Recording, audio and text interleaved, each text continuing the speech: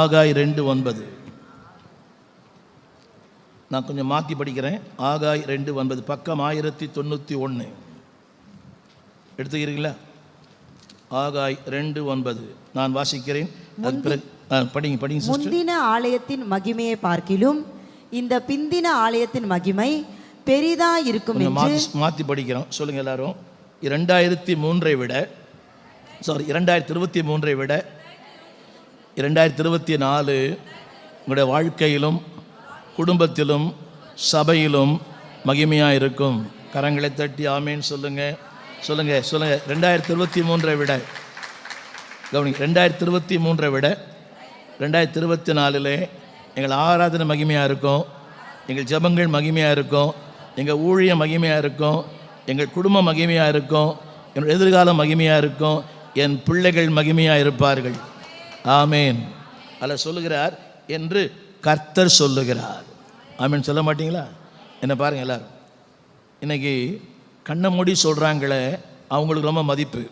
கணத்தன்னு சொல்கிறோமே இதான் உண்மையானதுக்கு தரிசனம். புரியவே இல்லை. எத்தனை பேர் புத்தாண்டு கூட்டங்களுக்கெல்லாம் போனீங்களா? நீங்கள் ரொம்ப நல்லவங்க, ரைட். நீங்கள் போனீங்களா? எனக்கு விஐபி கார்டெலாம் கொடுத்தாங்க வந்து மேடல் உட்காரத்துக்கு. ரொம்ப முக்கியமாக எனக்கு அது. சொல்லுங்கள், அதெல்லாம் சொல்லுங்கள். மகிமை சத்தமாக சொல்லுங்கள். எல்லாம் சொல்லுங்கள். முந்தின பிந்தின வார்த்தை கவனமாக கேளுங்க. சொல்லுங்கள். முந்தின, ரெண்டாவது பிந்தின. முந்தின வாழ்க்கையில் கசப்பு இருக்கலாம், ஏமாற்றம் இருக்கலாம், விரக்தி இருக்கலாம், தோல்வி இருக்கலாம், இல்லாமல் இருக்கலாம், வேதனை இருக்கலாம், ஒருவேளை வெளியே சொல்லக்கூடாத அழுத்தங்கள் இருக்கலாம். ஆனால் தேவன் சொல்லுறார், அதை விட இந்த ஆண்டிலே உன் வாழ்க்கை சிறப்பாக இருக்கும். அப்படின்னு சொல்ல மாட்டீங்களா? அது இன்னொரு வார்த்தை சொல்கிறார். சொல்லுங்கள். பெரிதாக இருக்கும். சத்தமாக சொல்லுங்கள். 2023 விட தேவன் என் வாழ்க்கையிலே செய்ய போகிற திட்டங்கள், தீர்மானங்கள், அவருடைய ஞானம், அவருடைய வல்லமை, ஐயா சொல்லக்கூடிய கிருபை, கரங்களை வச்சு எப்படி இருக்குமா? 2 கரங்களை வச்சு சொல்லுங்கள். பெரிதாக இருக்கும். சொல்லுங்கள். பெரிதாக இருக்கும், உயரமாக இருக்கும், ஆழமாக இருக்கும், அது அகலமாக இருக்கும். சொல்லுங்கள். கிரேட். சத்தமாக சொல்லுங்கள். கிரேட். சொல்லுங்கள். Grand, glorious. சொல்லுங்கள். பெரிதாக இருக்கும், அது மகிமையாக இருக்கும், ரொம்ப உயரமாக இருக்கும், அது அளவிடப்பட முடியாத ஆழமாக இருக்கும். ஆமேன். இதை செய்கிறவர் யார்? இதை நினைக்காதீங்க. முந்தினது நிறைய உங்களுக்கெல்லாம் தெரியும். எல்லாமே முந்தினவைகளை நினைக்க வேண்டாம், பூர்வமானவைகளை சிந்திக்க வேண்டாம். 2024 கடந்த காலம் கல்லறையில், நிகழ்காலம் கருவில். எல்லாம் சொல்லுங்கள். கடந்த காலம் கல்லறையில். எல்லாருடைய வாழ்க்கையிலே தோல்வி உண்டு, எல்லாருடைய வாழ்க்கையில் ஏமாற்றம் உண்டு, எல்லாருடைய வாழ்க்கையிலே மன அழுத்தங்கள் உண்டு. ஆனால் தேவன் சொல்லுகிறார், அதை விட இது பெரிதாக இருக்கும். ஆமீன் சொல்ல மாட்டீங்களா? திரும்ப சொல்லுங்கள். அதை வைத்து இது எடை போட மாட்டேன். எதை வைத்து எடை போட மாட்டேன்? அந்த தோல்விகளுக்கு பல காரணங்கள் இருக்கலாம். அறியாமை காரணம், ஆசை காரணம், அவசரம் காரணம். ஆனால் தேவன் சொல்லுகிறார், அதை விட. அந்த வார்த்தையை படித்து பாருங்கள். சொல்லுங்கள். மகிமை பெரிதாக இருக்கும் என்று கர்த்தர் சொல்லுகிறார். ஒரு 5 காரியங்களை வேகமாய் சொல்லுகிறேன். அதில் இன்னொன்று மகிமை மட்டுமல்ல, அடுத்த வார்த்தை சொல்லுகிறார், அதில் சமாதானம் இருக்கும். இங்கே கூட சொல்கிறாருங்க, கர்த்தர் உரைக்கிறார். ஆமீன் சொல்ல மாட்டீங்களா? ஏன் அந்த வார்த்தை அடிக்கடி சொல்கிறார்? அந்த வார்த்தையை ஹலோ அந்த வார்த்தையை அடிக்கடி சொல்ல தெரியுமா? கர்த்தர் உரைக்கிறார், கர்த்தர் உரைக்கிறார். அந்த அதிகாரம் முழுக்க வரும், கர்த்தர் உரைக்கிறார். அப்புறம் பாருங்க 11ஆம் வசனம் கடைசி வார்த்தை, கர்த்தர் சொல்லுகிறார். அடிக்கடி என்ன பாருங்க, அடிக்கடி இந்த வார்த்தை வர காரணம் என்னவென்றால், என்ன பாருங்க எல்லாரும், இன்னும் கடந்த காலத்தையே நம்புகிறாய், இன்னும் கடந்த காலத்தை சார்ந்திருக்கிறாய், இன்னும் கடந்த கால அனுபவங்களை நினைச்சிருக்கிற.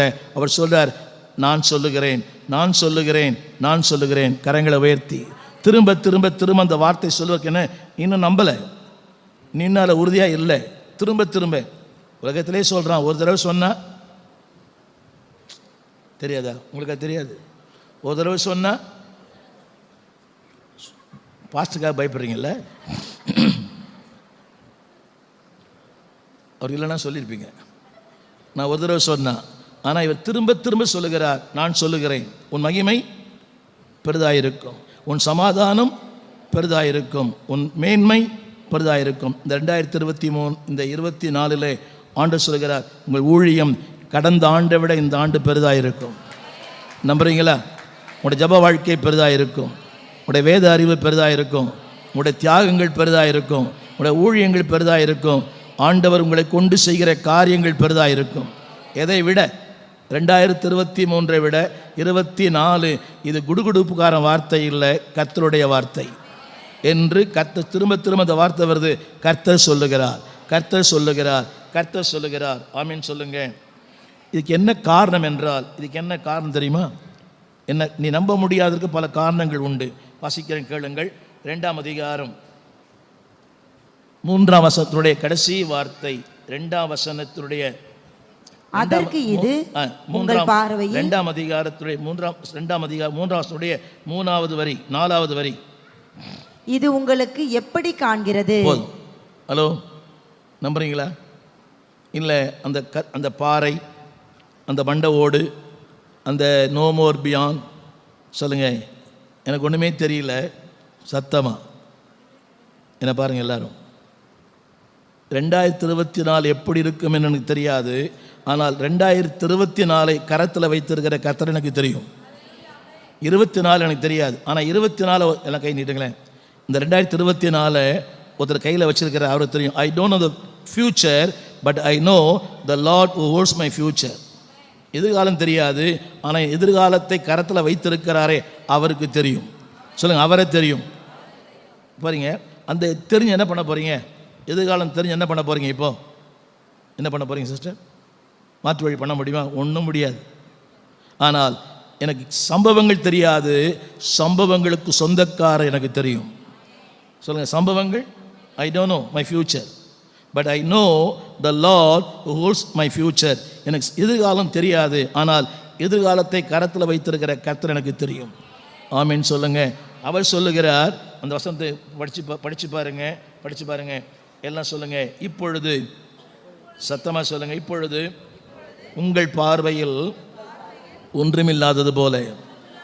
நிமிர்ந்து உட்காந்து சொல்லுங்க, ஒன்றுமே தெரியல ஐயா, ஒன்றுமே புரியல, வாழ்க்கை எப்படி வாழ போகிறோம், எப்படி குடும்பம் நடத்த போகிறோம், பிள்ளைங்களுக்கு எப்படி திருமணம், வேலை வாய்ப்பு இல்லை, உத்தியோகம் இல்லை, எதிர்பார்த்த எல்லாமே நடக்கலை. எல்லாம் சொல்லுங்கள், உங்கள் பார்வையில் ஒன்றுமில்லாமல் இருந்தாலும் அவர் பார்வையில் எல்லாம் உடையதாக பார்க்கிறார். சொல்லுங்கள், ஒன்றுமே தெரியல, என்னமோ நடக்குது, மர்மமாக இருக்குது. சொல்லுங்கள், என்னமோ நடக்குது. எல்லாம் உங்களுக்கு தெரியுமா? உங்கள் வாழ்க்கையில் நடக்க உங்களுக்கு தெரியுமான்னு கேட்டேன்.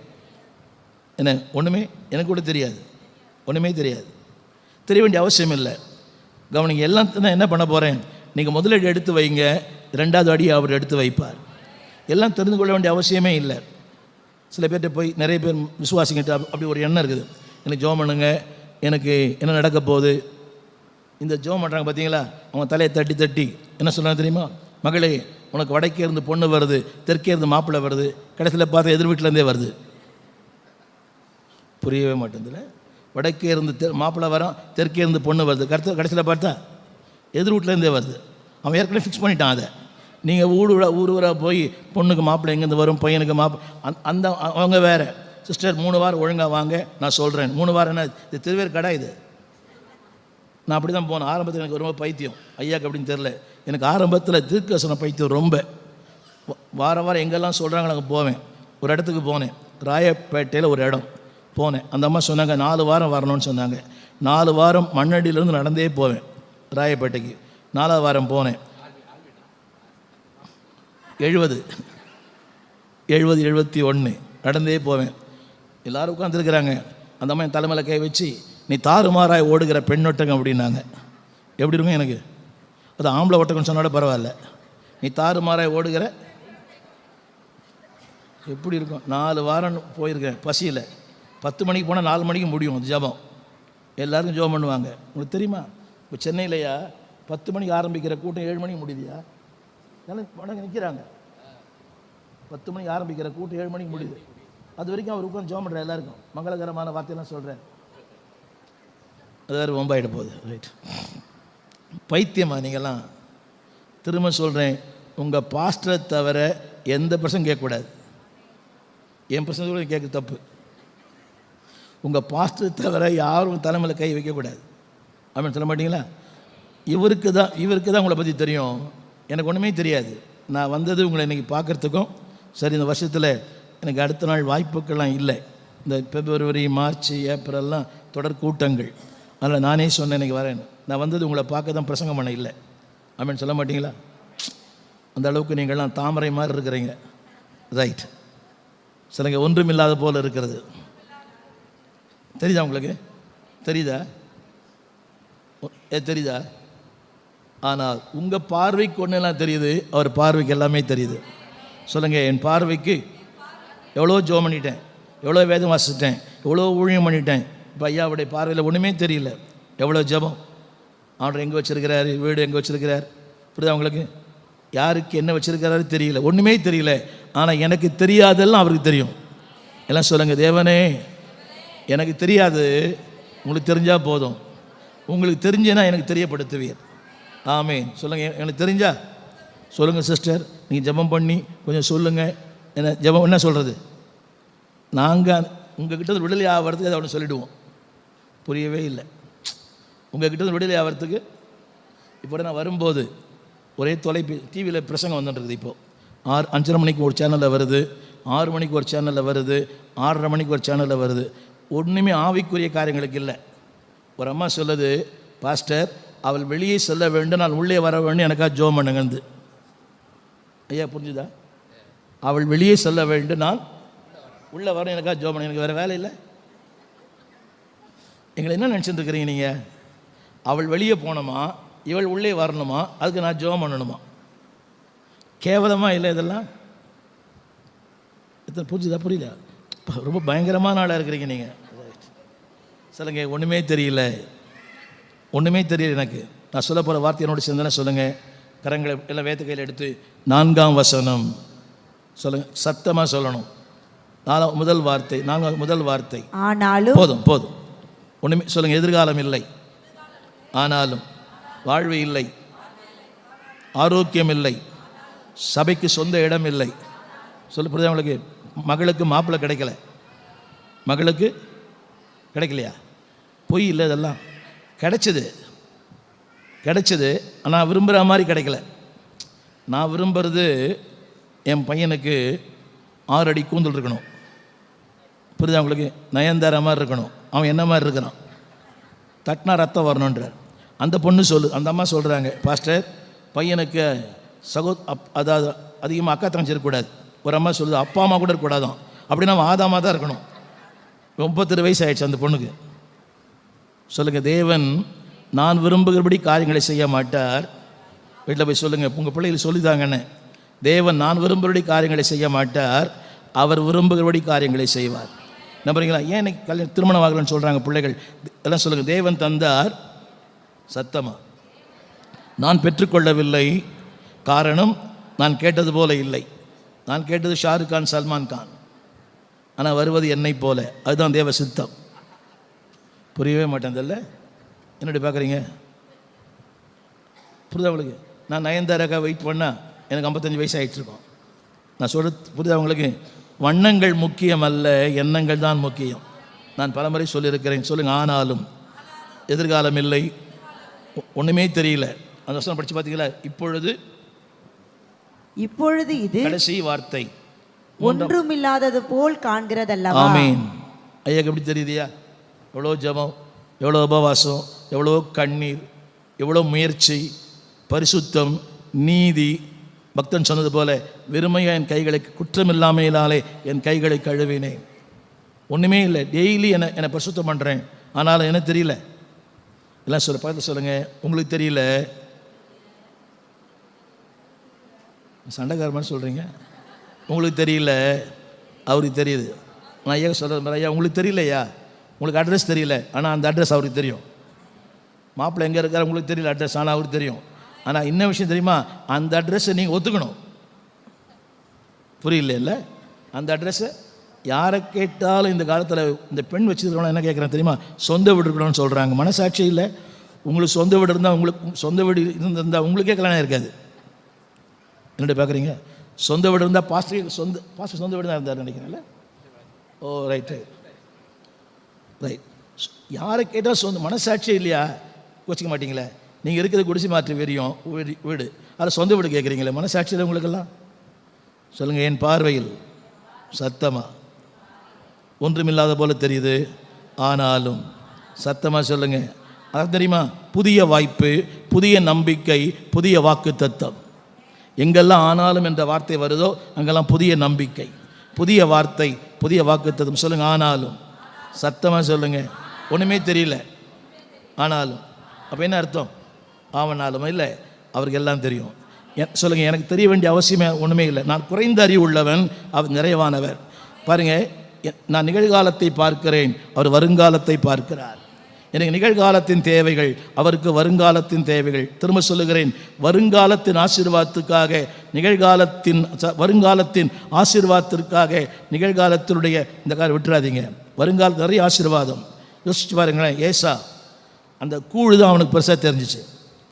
அப்பாவுடைய சுதந்திரம் பெருசாக தெரியல. தானியேலுக்கு சாப்பாடே பெருசாக தெரியல.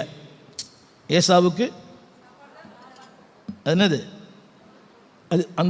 அது எவ்வளோ நேரம் பசித்தாலும் உங்களுக்கு தெரியுமா? யாக்கோபுக்கும் பசி, இவனுக்கும் பசி. அவன் வெளியிலிருந்து உள்ளே வந்தான். இப்போ இவனுக்கும் இயற்கை பசி இருக்குது, அவனுக்கு இயற்கை. ஆனால் அந்த பசி அவன் தாங்கினானே. அதனால தான் யாக்கோபி சொல்லப்படுவதை அவர் அதை வெட்கப்படவில்லை. நம்ம எல்லாம் சொல்கிறோம் யாக்கோபின் தேவன். சொல்லுங்கள் எல்லாருக்கும். ரெண்டு பேருக்கும் ஒரே பிரச்சனை தானே. அவருக்கும் பசி, எனக்கும் பசி. ஆனால் எனக்கு பசி வந்து என்ன பண்ணுறேன்?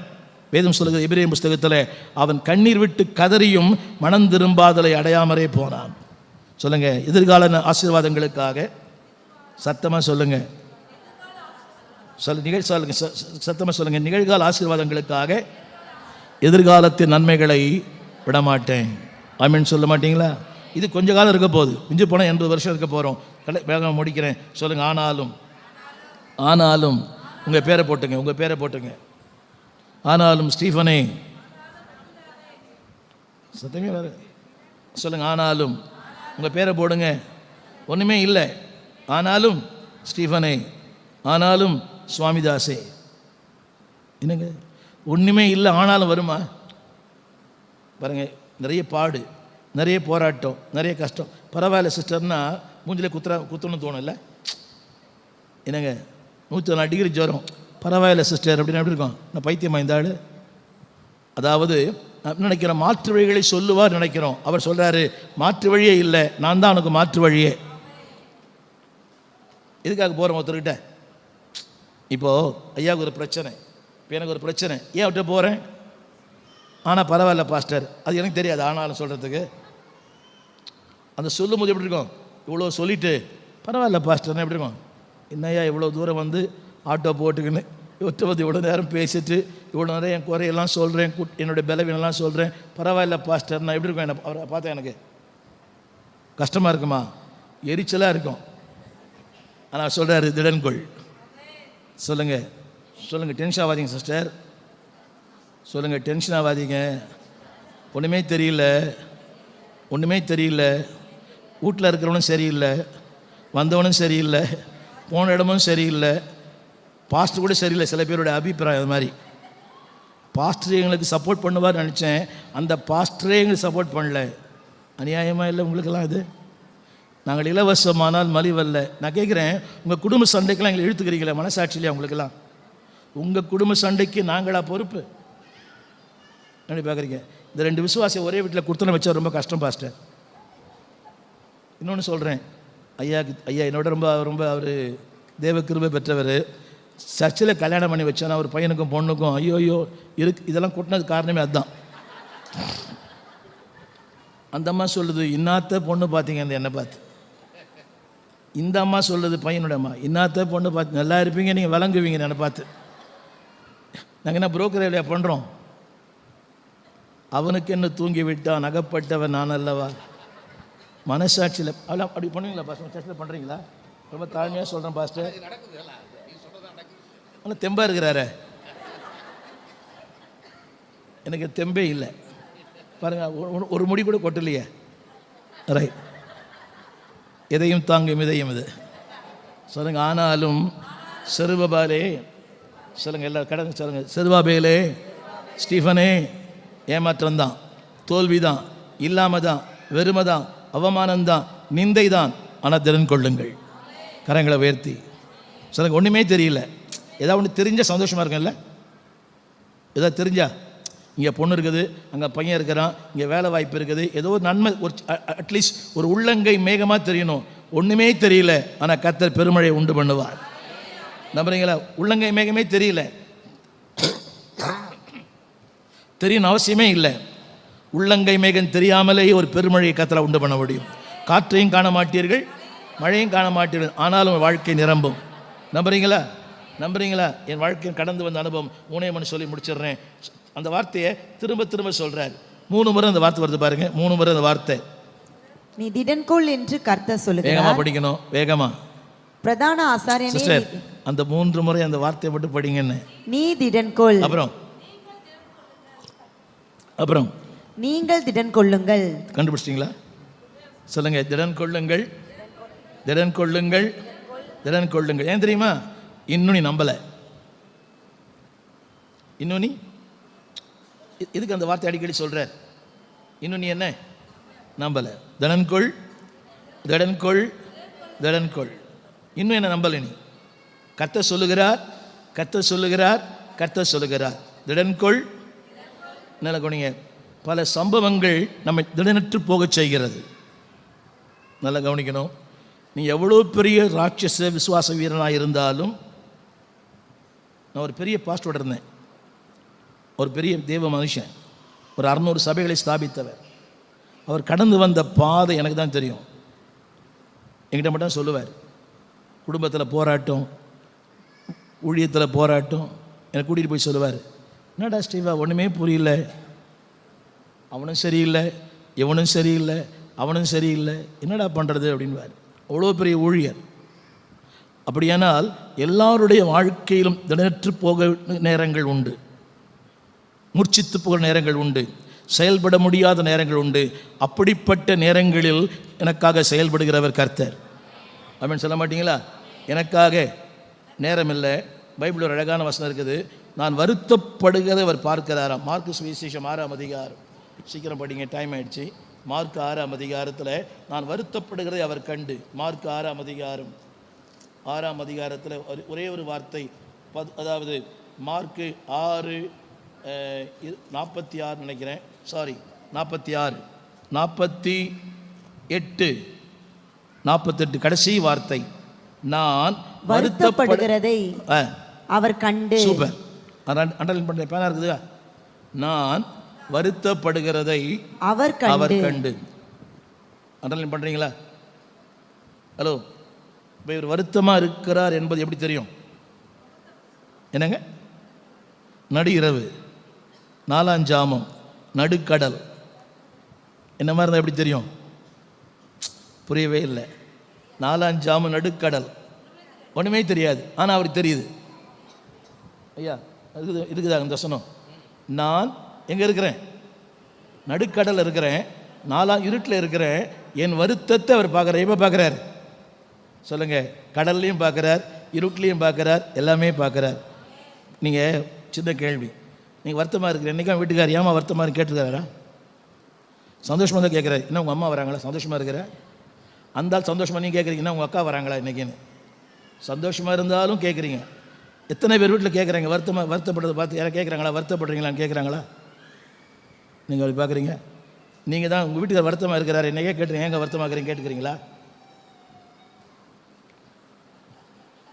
என் பேச்சை கேட்கலையா? என் பேச்சை கேட்டால் ஒழுங்காக இருப்பேன். என் பேச்சு என்ன கேட்குற அன்றைக்கி தான் சீர்படுவேன். இந்த அம்மா பெரிய அப்துல் கலாம், இந்த அம்மா பேச்சை கேட்கணும். அந்த ஆள் சொல்கிறான், யாருமே யாருடைய அது கேட்குறது, நோபடி கேர்ஸ் அபவுட் எனிபடி. யாரும் யார் வருத்தத்தையும் பார்க்கறதே இல்லை, ஆனால் என் வருத்தத்தை அவர் பார்க்கிறார். அதில் இன்னொரு வார்த்தை போட்டுருதியா, என்னிடத்தில் நேராக வந்தார். படிங்க சிஸ்டர், என்னிடத்தில் வந்தார், வருத்தப்படுவதை கண்டு. சூப்பர். ஹலோ. உங்கள் இன்பத்தில் வருவாங்களா? உங்கள் சொந்தக்காரெலாம் துன்பத்தில் வருவாங்களா? உங்கள் சொந்தக்காரெலாம் இன்பத்தில் வருவாங்களா துன்பத்தில் வருவானான்னு கேட்டேன். என்னங்க? துன்பத்தில். அதில் ஒன்று போட்டிருக்குதியா, அதாவது நான் என்ன செய்கிறேன் என்பதை அவர் பார்க்க, தண்டு வலிக்கிறதை கண்டு. வாட்சிங் வாட் ஐ எம் டூயிங். நான் என்ன பண்ணுறேன்னு கூட அவர் பார்க்குறார். என் முகத்தை பார்க்குறாரு, என் செயலை பார்க்குறாரு, என் நேரத்தை பார்க்க எல்லாத்தையும் பார்க்குறார். வேகமாக சொல்லி முடிக்கிறேன். சொல்லுங்கள். ஆனாலும் சத்தம். ஆனாலும் எத்தனை முறை வருது சிஸ்டர்? எத்தனை முறை வருது? எத்தனை முறை வருது? திறன்கொள், திறன்கொள். அதுக்கு என்ன தெரியுமா? இன்னும் நம்பலை. ஐயா, ஒரு தடவை நம்பினால், நீங்கள் நம்பிட்டீங்கன்னா ஒரு தடவை நான் சொல்லிட்டா போதும். அப்போ ஏன் அடிக்கடி சொல்ல வேண்டியதாக இருக்குது? என்னை நம்புங்க, என்ன பாரு, என்னை நம்புங்க, 1000 ரூபா கடன் கொடுங்க, நாளைக்கு கொடுத்துருவேன். அப்படி சொல்லும்போதே நம்பாதீங்கன்னு அர்த்தம். அது திறன்கொள், திறன்கொள், திறன்கொள். 3 காரியம் சொல்லி முடிக்கிறேன். நம்பர் 1 என்ன பாருங்க. இப்படிப்பட்ட நேரங்களில் யார் இல்லை என்பது முக்கியம் அல்ல, யார் உங்களோடு இருக்கிறார் என்பதுதான் முக்கியம். யாருமே இல்லை, ஒன்றுமே இல்லை, திடன் இல்லை. 2வது ஒன்றுமே இல்லை, எல்லாம் பாழாக இருக்குது. இப்போ படிச்சிங்களே, ஒன்றும் சத்தமா ஒன்றும் இல்லாதது போல். வீட்டில் ஒன்றுமே இல்லைங்க. பானையில் சோறு இல்லை, பூனை வருமா? பானையில் சோறு இல்லை, பூனை வருமானு கேட்டேன். ஆனால் இருந்தா ஒன்றும் இல்லை. இவருக்கு ஒரு பெரிய பாஸ்டர், பெரிய ஆள். இவர் தான் இந்த பகுதி எம்எல்ஏ. நான் தான் சொல்லுவேன், எங்கள் அத்தைக்கு பேரனுக்கு சித்தி தம்பி. எங்கள் அத்தைக்கு பேரனுக்கு அந்த அம்மா செத்து ரொம்ப நாள் ஆச்சு, பாட்டி செத்து ரொம்ப நாள் ஆச்சு. இவர் யார்?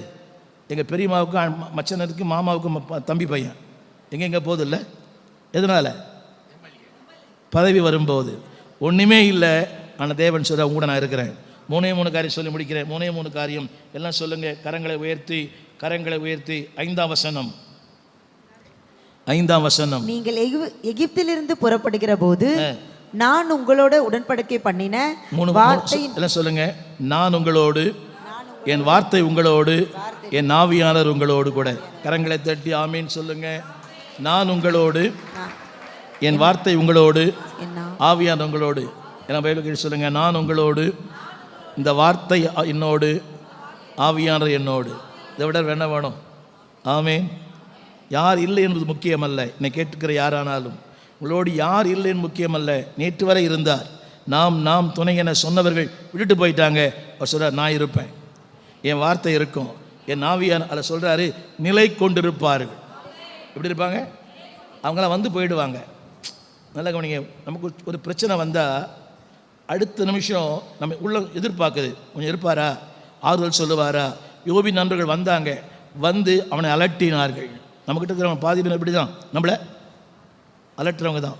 நான் பேச சொன்னேன் சிஸ்டர், நீங்கள் என் பேச்சு கேட்டிருந்தீங்கன்னா இந்த கஷ்டத்தை வந்து பேச சொன்னேன், அந்த வீடு வேண்டாம், அந்த இடத்துக்கு போகாதீங்க. எப்போ சொல்கிறேன்? இப்போ அவன் சொல்லியிருக்க மாட்டான், இப்போ சொல்கிறான். நான் சொன்னேன், நீ என் பேச்சை நீ சொல்லி வீட்டுக்காரர்கிட்ட நான் சொன்னேன். இந்த மரமண்ட ஆளுக்கு எங்கே கேட்குறான் அவன், எவன் கேட்டேன்.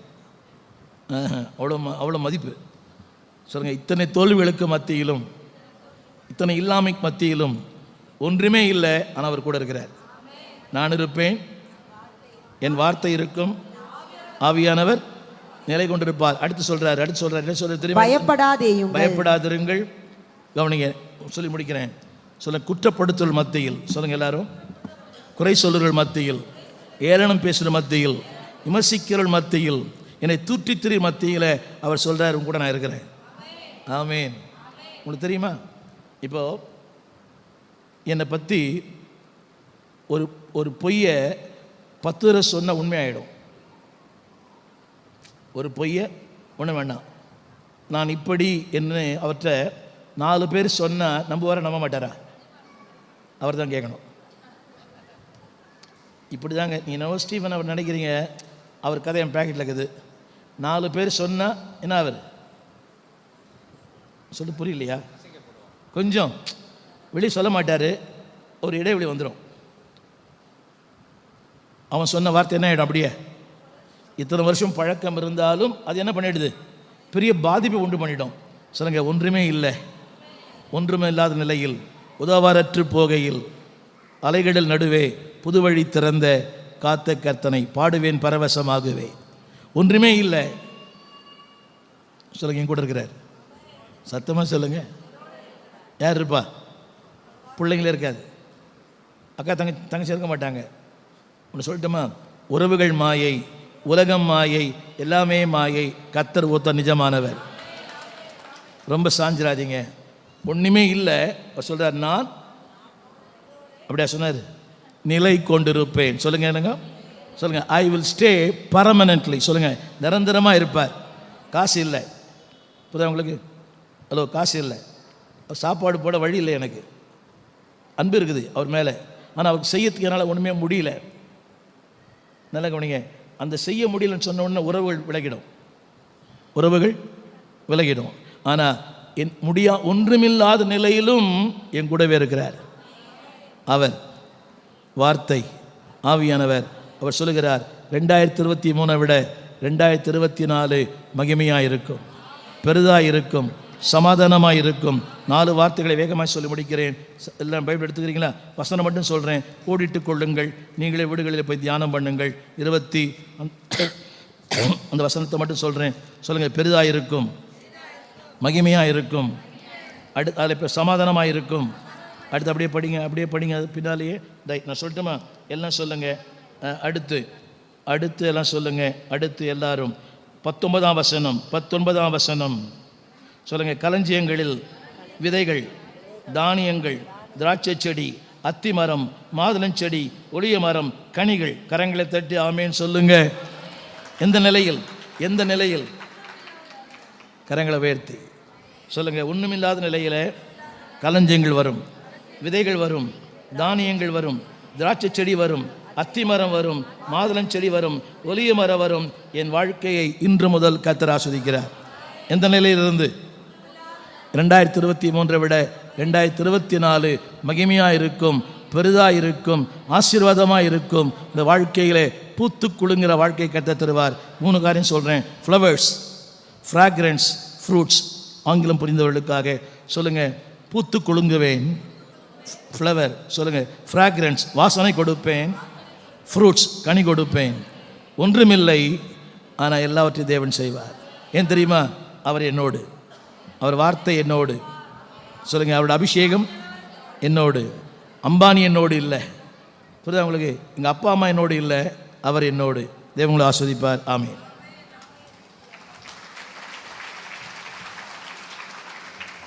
Rice God. நல்ல செய்தி. அதாவது இதுக்கு முன்னாடி என்ன கேட்டிங்கன்னா, வார்த்தை இல்லை, ஆவியானவர் இல்லை, அவர் இல்லை.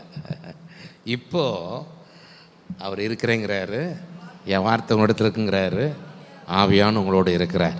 இந்த புது வருஷம் நீங்கள் அவரோட இருக்கணும். Praise God. ஆமென். அவரோட, அப்படி வார்த்தையோட, அப்படி ஆவியானவரோட, இந்த ஐக்கியத்தோடு நீங்கள் அவரோடு நடந்தீங்க அப்படின்னீங்கன்னா இந்த வார்த்தையெல்லாம் உங்கள் வாழ்க்கையில் நிறைவேறும்.